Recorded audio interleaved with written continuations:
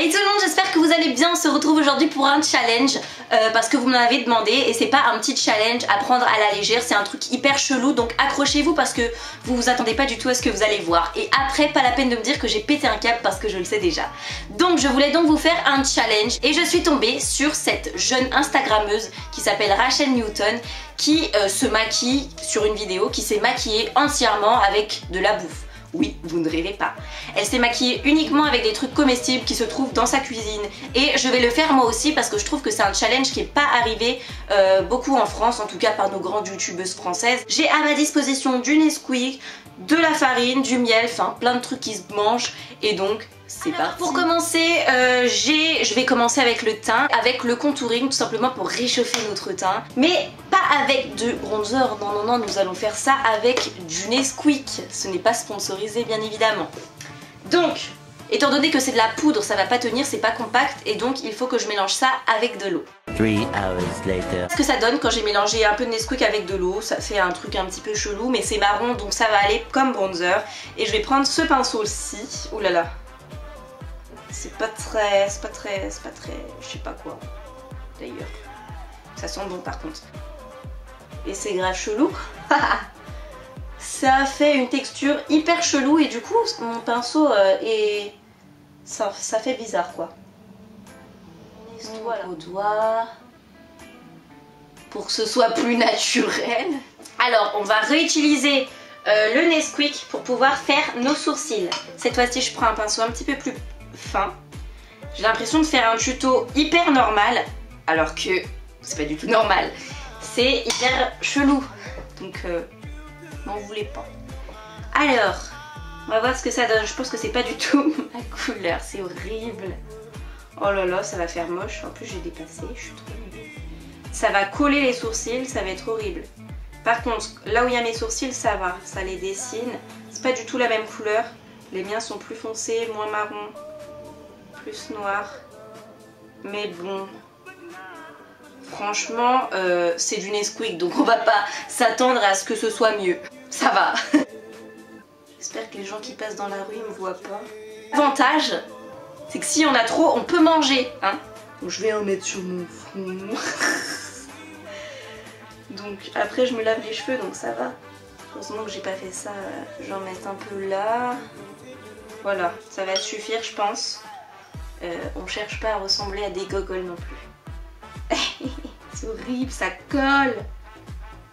Mais bon, ça réchauffe le teint, ça fait attaquer les yeux. J'ai pris du curry, hein, et je l'ai mis dans un petit bol. Et en fait, pour faire tenir ces fards à paupières, enfin ces fards à paupières comestibles, hein, notre Rachel Newton se sert de miel. Un peu de miel sur mon doigt. Je vais venir en mettre un petit peu sur ma paupière. Ça va faire office de colle pour les pigments, si on peut dire ça comme ça. On va en prendre un peu sur notre pinceau. Ça colle.